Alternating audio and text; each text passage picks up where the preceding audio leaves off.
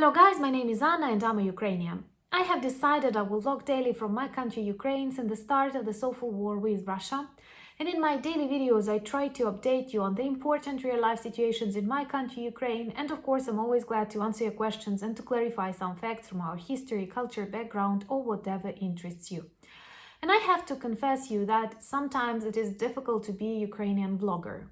And not because you have to speak about war in your own country, but also because you have to analyze for yourself the level of craziness Russian orcs develop in their society, and of course the level of criminal craziness that is characteristic for the supreme orc Vladimir Putin.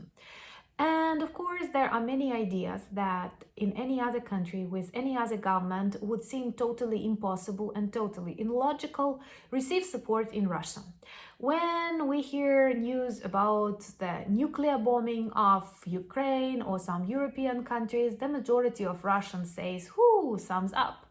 And now when we hear about the danger of explosions on the Kakhovka dam, once again, I think many Russians support this idea. But this can be a very tragic event in the life of Europe and, of course, in the life of Ukraine. And, of course, it's not the way the wars are conducted. It is against all the international laws and rules. It is against logic, if you want that. But in Putin's mind, it may seem as one of the possible options. So let me explain you what that is and why can it be so dangerous. Also, I know that recently, a couple of days before, President Zelensky addressed world leaders that we have to cooperate and to try to prevent this catastrophe, because this is a huge ecological catastrophe, personal catastrophe that may have a serious influence not only on Ukrainian ecosystem but on the global one. Well, Ukraine is divided into the left bank and right bank by the river Dnieper. In Ukrainian, we call it Dnipro. This is one of the most important, longest, largest rivers of Ukraine. It's very symbolic. It's described in many poems, in many novels. And like when you enter Dnieper to swim, for example, you feel some special sacred emotions because, well, this is the main river of Ukraine, if you ask me, and the majority of Ukrainians. Of course, there are others more beautiful, maybe more, I don't know, connected with other European states, but Dnipro is a symbol of Ukraine.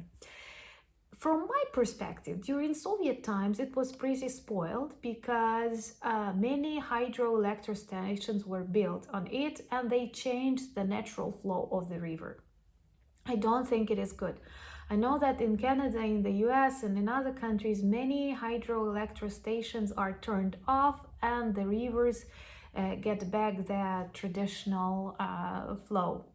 In Ukraine, still hydroelectric stations are treated as 100% good, and it is extremely powerful and important. Kakhovka hydroelectric station provides water to many southern cities and to many lands that are used for agriculture, because this region is more dry in Ukraine. And the construction of Kakhovka hydroelectric station started in 1950s. It was one of that large communist buildings that did not care much about ecology, people, I don't know, dangers, but was more focused on industrial power and development. So Kakhovka Dam was finished in 1956 or 57, and since then it is working. It provides electricity, it provides water, and on the very first day of full-scale war, Russians landed on the hydroelectric station. They prevented Ukrainian workers from maintaining the hydroelectric station, which already caused lots of problems, stopped some of the processes, and is dangerous by itself. But very quickly they started mining this dam, and it may turn into a very tragic ecological and human catastrophe if they blow it up. In Russian media, they have started saying that Ukrainians will blow up the dam, and this is a very dangerous signal because traditionally Russians like to warn that someone will do something bad and then they do it by themselves.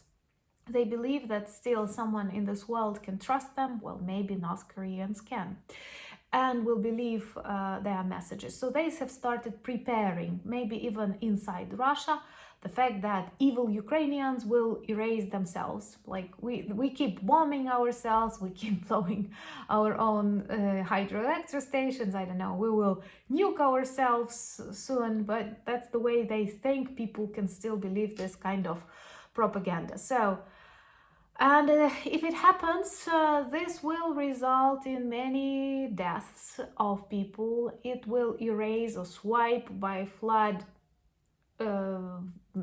maybe even hundreds of small villages. It will cause problems in Kakhovka, in Kherson.